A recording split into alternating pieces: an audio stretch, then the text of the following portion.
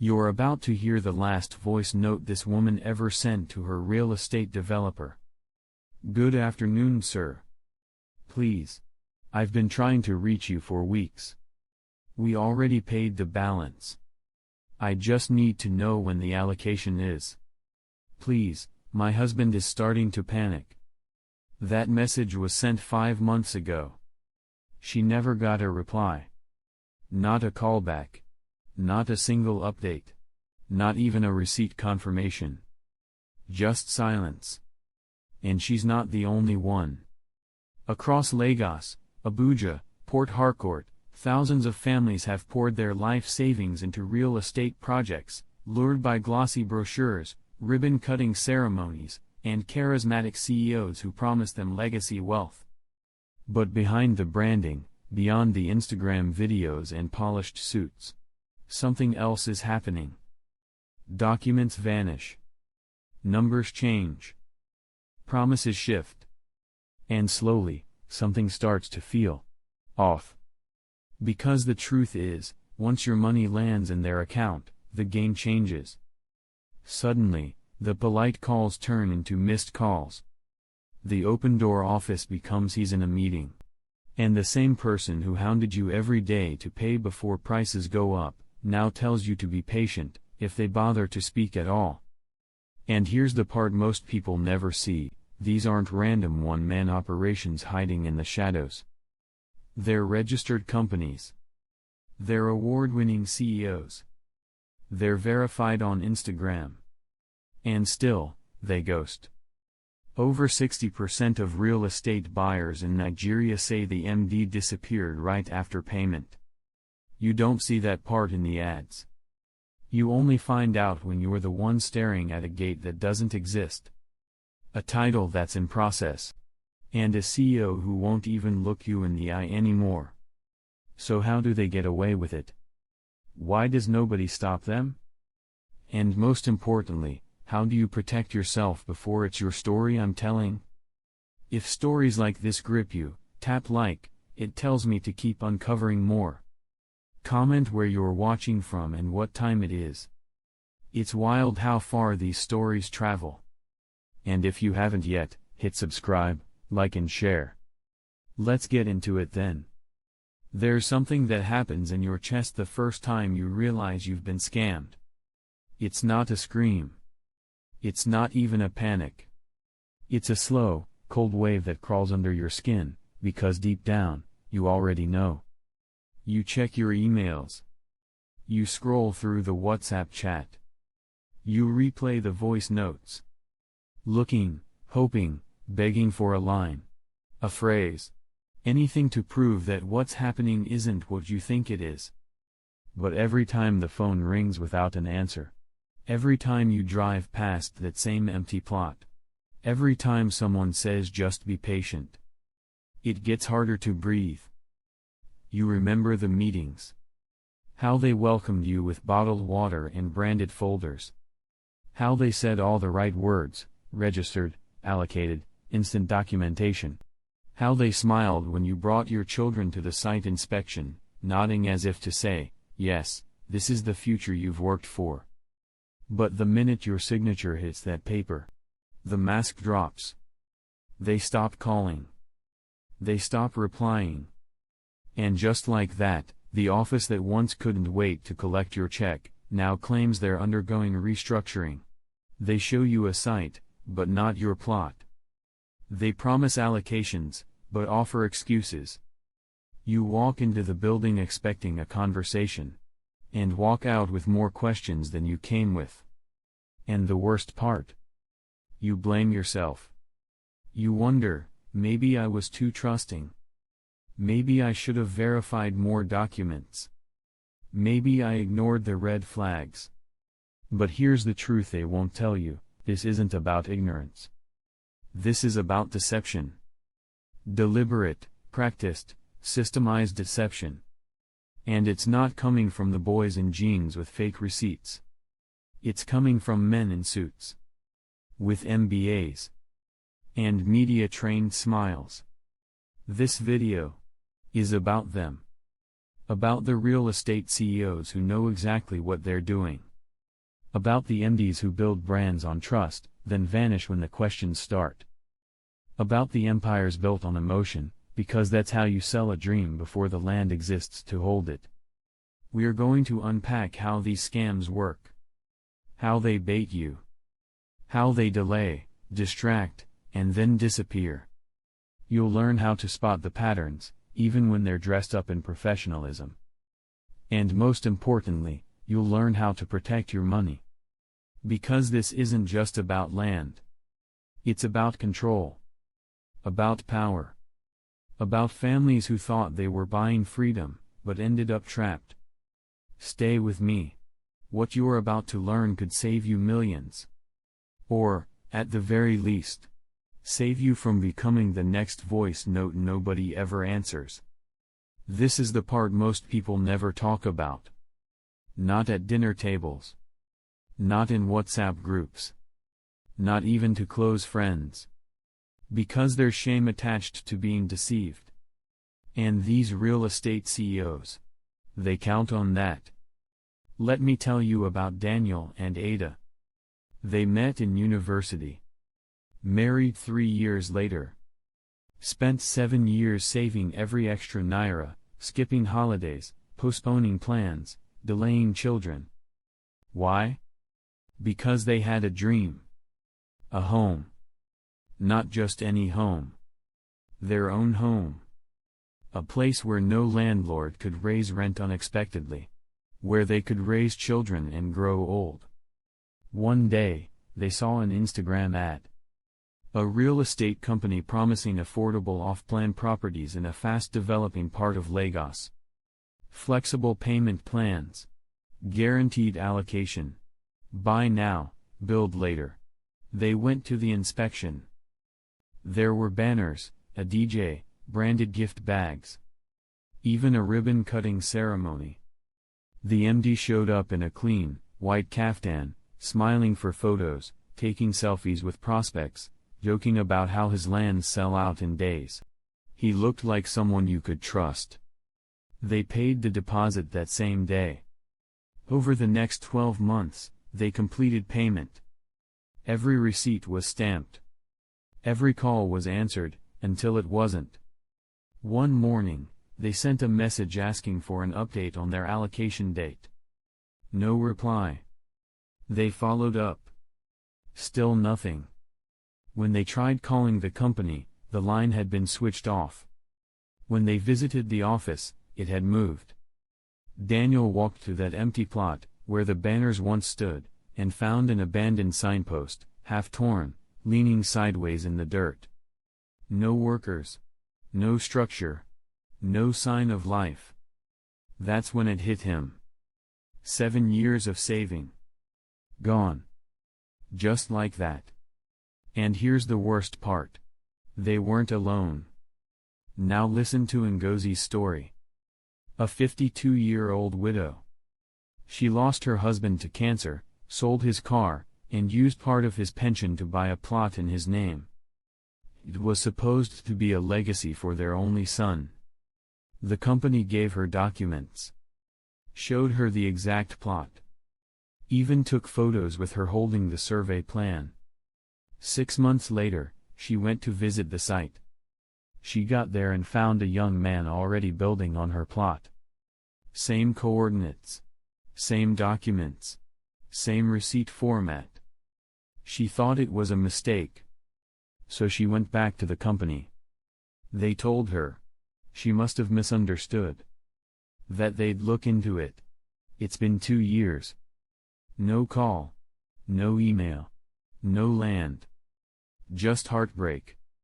Because in that moment, it wasn't just about the money. It was about disrespect. It was about being lied to with confidence. Smiled at, while being robbed in daylight. And maybe you're watching this, thinking, couldn't they have verified? Couldn't they have checked the title? But here's what you don't understand. These scams don't feel like scams at the beginning. They feel like service. They feel like opportunity. They feel like family. Until the office empties, the lines go dead, and your money becomes a memory no one will acknowledge. What would you do if the person you trusted with your life savings just stopped picking your calls? What would you do if you knocked on a gate they promised to build for you, and there was nothing there? The truth? Most people freeze. They tell themselves to be patient. They hope. They pray. And all the while, the MD has already moved on to the next target. The next launch. The next billboard. And so the cycle continues. But there's a pattern they all follow. A blueprint for deception. And once you see it, you'll never unsee it. Let's break it down. Here's the thing about real estate scams in Nigeria. They don't start with shouting. They don't even start with lies. They start with excellence. These CEOs? They sound like they went to school with your governor. Fluent in investor speak. Comfortable around lawyers. Quoting figures. Using phrases like market trends, title perfection, and allocation phases. They wear trust like a uniform. You see their videos at conferences, on TV interviews, seated next to celebrities, nodding confidently as they explain how Nigeria's real estate is the safest way to build generational wealth. You almost want to believe them. And that's the point. Because this isn't just a scam. It's a system. Let me show you how it works. Step 1. Professionalism that feels personal. The first time you hear from them, it's almost always on WhatsApp. Friendly. Respectful. Warm. Good morning, Ma. Just checking in on your budget so we can help you choose the perfect estate. They offer to send drivers to pick you up for inspection. They call your spouse sir even if he's younger than them. They tell you this is our most affordable offer yet. And if you're slow to decide, they add urgency. We only have 7 plots left at this price. After the launch next week, it's going up by 25%. You don't want to miss out. So you go to see the land. It looks decent. The roads are a bit rough, but they explain it's a developing area. There are pegs in the ground, a few banners, maybe a bulldozer parked somewhere. And then comes the pitch. A well-dressed young man steps forward with a tablet in hand, showing the estate layout, the future school zone, the artificial lake, the clubhouse, the security patrol routes. It feels real. But here's what you didn't notice. The documents they showed weren't actually the title, just a survey plan. The estate layout isn't approved, just designed. The bulldozer? It wasn't working. It was parked. Because it's not about the site. It's about the site. Step 2, payment pressure. Once they have your interest, they push for commitment. Pay your deposit now to lock in your plot. Pay before phase 1 closes. They show you proof of other buyers. Voice notes. Screenshots. Testimonials. They flood you with confidence. And once that deposit hits, you're in. And that's when the pattern shifts. Step 3, controlled silence. Now, the responses slow down. Updates become vague. You ask for your allocation date, they say next month. You ask again, they say we're finalizing documentation. Eventually, they stop replying altogether. Because now, you're on the treadmill. And here's where the deception deepens. Step 4, the blame game. Suddenly, it's the government's fault. The layout is under review. The CFO is being delayed at Alusa. There's an ongoing road expansion. The community chiefs are demanding compensation. The rain is affecting site access. There's always a reason. Always someone else to blame. But never them. And the moment you begin to push back too hard, they remind you that your payment agreement was non-refundable. They remind you that allocation is subject to project timelines. And now you're trapped in the fine print. Step 5, The corporate shield. If you try to escalate, you'll hit the wall of corporate structure. They'll tell you the MD doesn't handle customer cases directly. They'll ask you to email support at, knowing full well it leads nowhere. You threaten legal action? They refer you to their legal team, which never picks up. You threaten to report them? They say our lawyers will reach out. You threaten to go public? They send a refund form. With no timeline. No guarantee. No urgency. Just enough to calm you. To delay you. To quiet you. And before you know it, 6 months have passed. Your money is gone. Your documents are meaningless. And the dream you thought you bought is now a cautionary tale. Buying land without clear title is like dating someone who's already married. No matter how sweet the words, no matter how perfect the vision, it's already occupied. And heartbreak is guaranteed. But they won't tell you that. Because if they did, you'd stop signing. You'd start asking the real questions. And this system depends on one thing, your silence. But not anymore. Let me show you what doesn't work. Because most people, once they realize they've been played, take all the wrong steps. And that only makes it worse. So what do people do? When they finally accept the truth? When they realize the land isn't coming. That the MD isn't calling back. That the glossy brochure is now just a reminder of what was promised, and never delivered. They try to fight back. Of course they do. Because when you've lost millions, when you've been humiliated in front of your family, when your children keep asking when the house will be ready, you have to do something. So they begin the next phase. The illusion of justice. They go to the police. They write statements. They bring their receipts. They show the texts, the voice notes, the proof. And at first, the officer looks sympathetic. He nods. He clucks his tongue. He even says, "This is really bad. We'll handle it." And then? He asks if the MD is a big man. You say yes. He leans back. And suddenly the tone changes. He tells you it's a civil matter. That it's between you and the company. That you should go to court. You beg. You plead. You try to explain how this isn't just a disagreement, it's fraud. But they don't listen. Because they've seen this story before. And they know how it ends. They know the company will send a lawyer. That you'll be asked to prove intent to defraud. That you'll be told allocation delays aren't criminal. And that's when it hits you. Even the authorities have learned to stay out of it. So you go to a lawyer. A good one. You gather your documents, pay a consultation fee, and sit through the longest 2 hours of your life. He reads everything. He asks questions.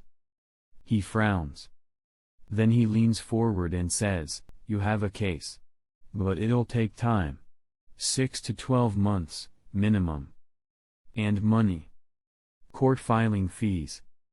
Motion drafting. Court appearances. And if it gets to judgment? Even more money to enforce it. Because even if you win, getting your money back is a separate battle entirely." Meanwhile, the MD still posts on Instagram.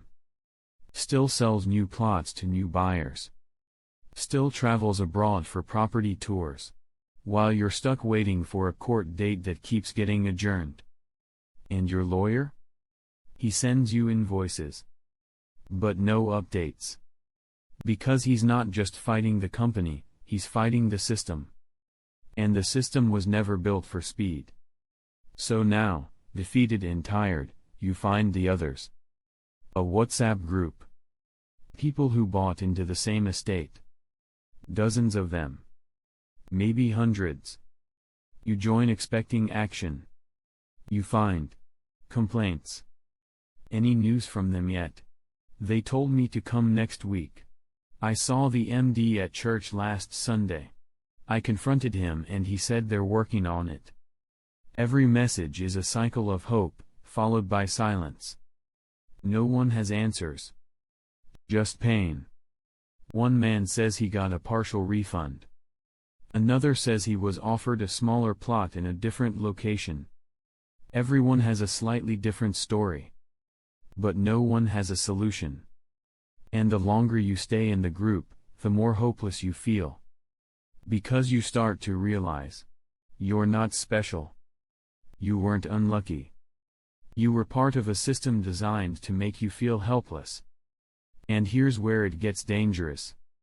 Some people, at this point, do the unthinkable. They pay again. Because they're told that with just a top-up, they can get immediate allocation in another estate. They want to believe. They need to believe. And so the cycle repeats. I know you're waiting for the part where I tell you what to do. But trust me, if you jump in too early, you'll fall into the same trap as everyone else. This is where most people lose the battle.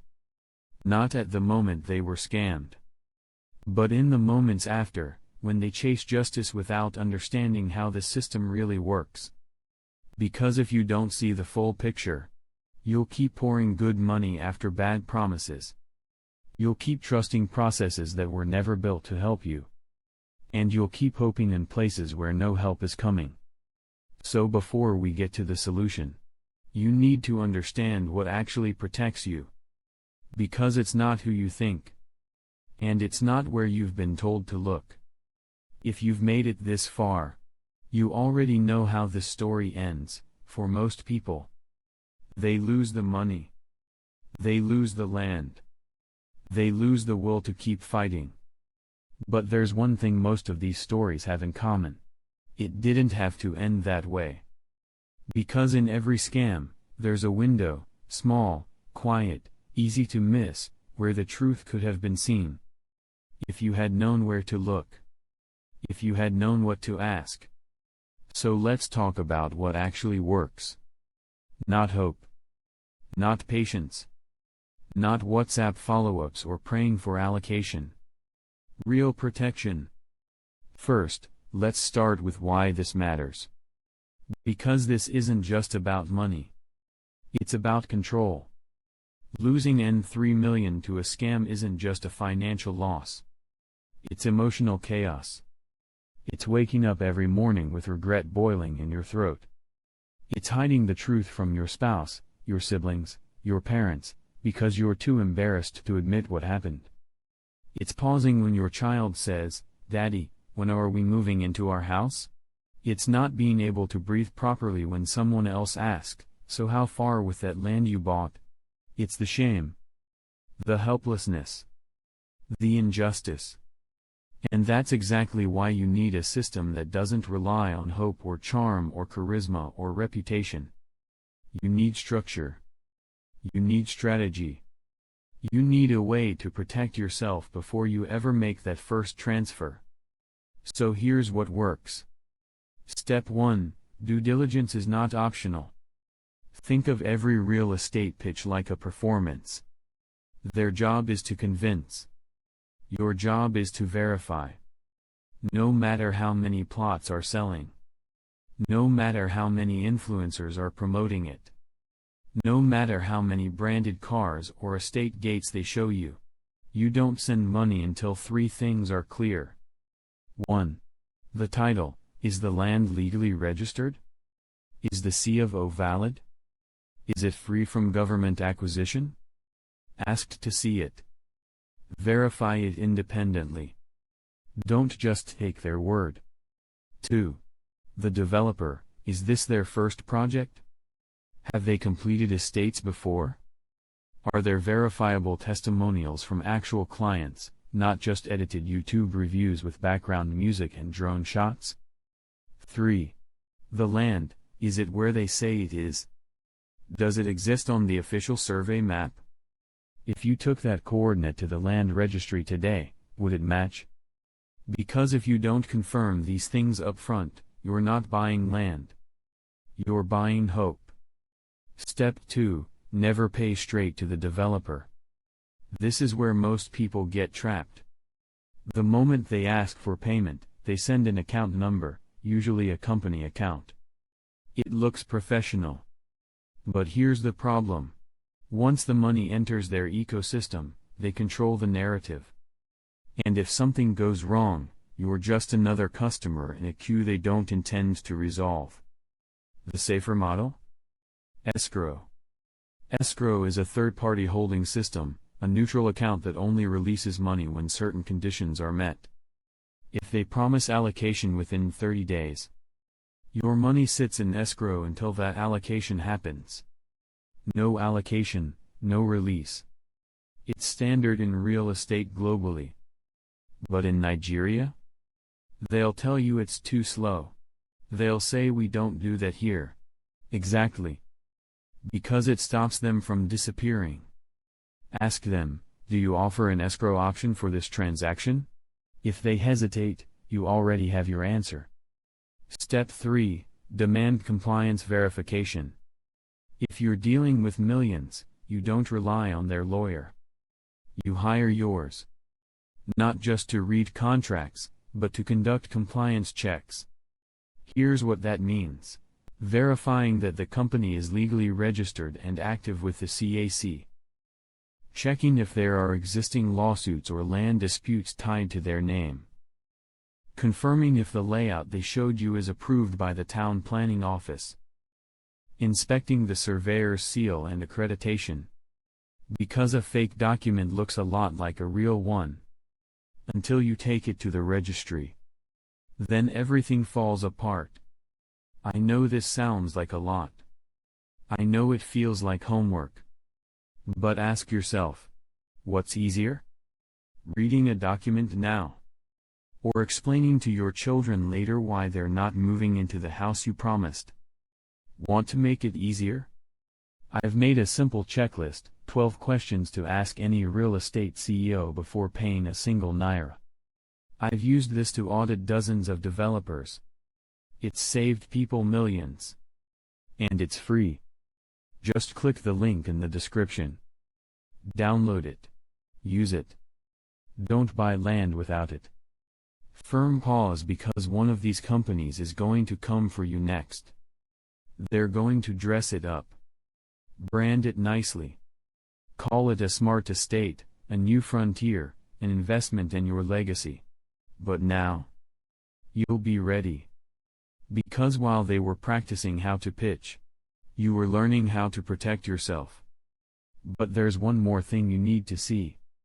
Because even when the documents are perfect, even when the MD smiles, and the lawyer assures you, there's one final layer.